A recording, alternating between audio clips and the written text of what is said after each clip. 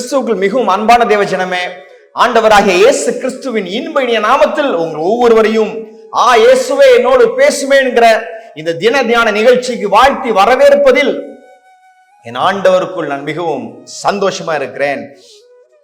சந்தோஷமா இருந்து ஆண்டுடைய வசனத்தை கவனியுங்கள். ஆண்டு உங்களை ஆஸ்வதிப்பாராக. அப்போஸ்தலர் நடவடிக்கைகள் 3:19-20 ஆனபடியினாலே கர்த்தருடைய சன்னிதானத்தில் இருந்து இளைப்பாறுதலின் காலங்கள் வரும்படிக்கும் முன்னே குறிக்கப்பட்ட இயேசு கிறிஸ்துவை அவர் உங்களிடத்தில் அனுப்பும்படிக்கும் உங்கள் பாவங்கள் நிவர்த்தி செய்யும் பொருட்டு நீங்கள் மனம் திரும்பி குணப்படுங்கள். ஹல்லேலூயா.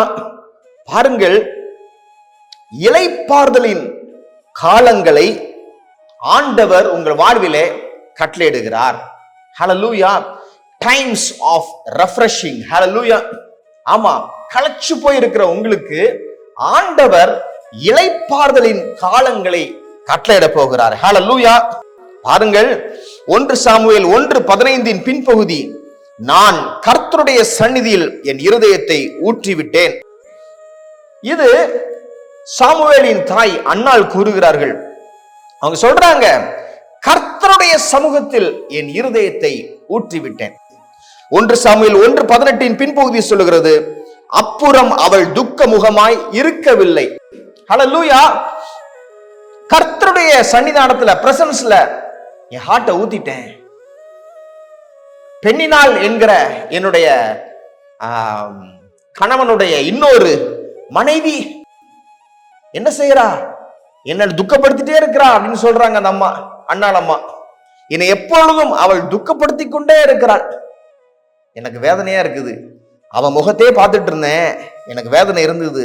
இப்பொழுது நான் மனம் திரும்புகிறேன். மனம் திரும்புதல் என்பது முதலாவது பாவத்திலிருந்து மனம் திரும்புதலை குறிக்கும். இரண்டாவது, நாம் ஒரு காரியத்தை போக்கஸ்டா பண்ணி கொண்டு இருக்கிறோம், ஒரு குறுகன என்விரான்மெண்ட்ல இருக்கிறோம். அதிலிருந்து வெளியே வந்து நம் மனதை வேற பக்கமா திருப்புவது, அதுவும் மனம் திரும்புதல் தான். ஹல்லேலூயா. அவங்க செய்யறாங்க, இனிமேல் பெண்ணினால பார்க்க மாட்டேனா, அண்ணாளாகிய நான் ஆண்டவருடைய சமூகத்தில் அவரை நோக்கி பார்ப்பேன். அப்பொழுது நான் துக்கமுகமாய் இருக்க மாட்டேன். ஏன்? இளைப்பாறுதலின் காலங்கள் என்னைக்கு நான் ஆண்டவரை பார்க்க தொடங்குறனோ, இளைப்பாறுதலின் காலங்கள் என் வசமா இருக்கிறது என்று அந்த தாயார் சொல்றாங்க. 1 சாமுவேல் 1:19-20 வாசித்து பாருங்கள். அந்த தாயாரும் அவங்க கணவனும் சேரும் பொழுது ஆண்டவர் அன்னாளை நினைத்தருளி சாமுவேலை கட்டளையிட்டார். ஹல்லேலூயா.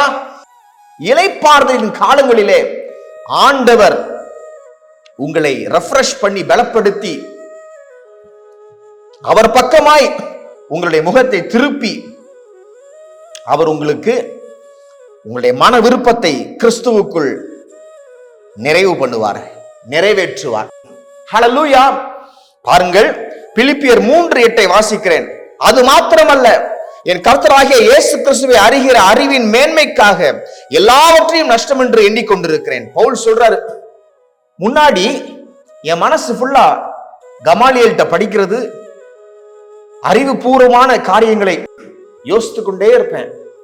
ஆனா என்னைக்கு ஆண்டவராகிய இயேசு கிறிஸ்துவை அறிந்து கொண்டேனோ, நான் முன்னாடி அறிவுபூர்வமா நினைச்சது, இந்த டிகிரி எல்லாம் இருந்தா எனக்கு நல்லா இருக்கும், கமாலியலோட ஸ்டூடெண்ட் சொல்றதுல பெருமைப்பட்டது, எல்லாவற்றையும் நான் நஷ்டம் என்று எண்ணுகிறேன், எல்லாவற்றையும் குப்பையாக எண்ணுகிறேன்.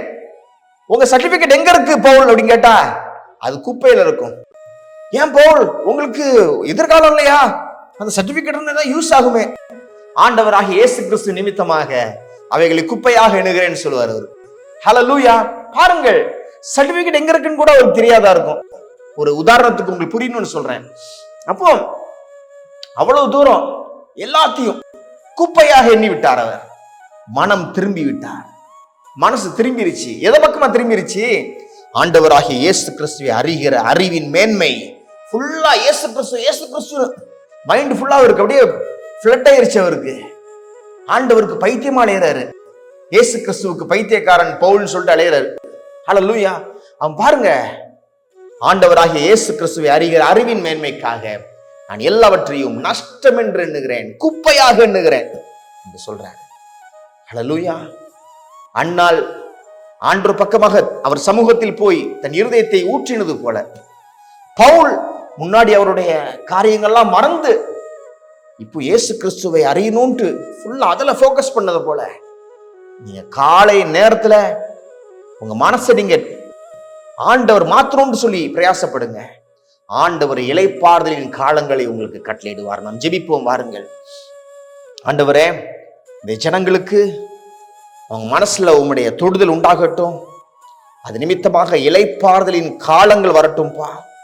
ஒரு புது மனமகிழ்ச்சி வரட்டும், சந்தோஷம் பிறக்கட்டும், வழி பிறக்கட்டும், இதுவரையிலும் திறக்காத கதவுகள் திறக்கட்டும், வழி இல்லாத இடங்களில் உம்முடைய வழி உண்டாகட்டும் என்று சொல்லி நான் ஜெபிக்கிறேன். வழியை உண்டு பண்ணும் என்று சொல்லி நான் ஜெபிக்கிறேன். மகிழ்ச்சி உண்டாக்கும் என்று சொல்லி ஜெபிக்கிறேன். ஓ, கிருபை செய்து இரக்கம் செய்யும் ஐயா என்று சொல்லி நான் ஜெபிக்கிறேன். பலப்படுத்தி சகாயம் பண்ணுங்கப்பா என்று சொல்லி நான் ஜெபிக்கிறேன். நன்றி ஆண்டவரே. நன்றி செலுத்தி இந்த ஜெபத்தை எங்கள் அன்பர் இயேசு கிறிஸ்துவின் நல்ல நாமத்தில் ஏறெடுக்கிறோம் எங்கள் வல்ல பிதாவே. ஆமென்.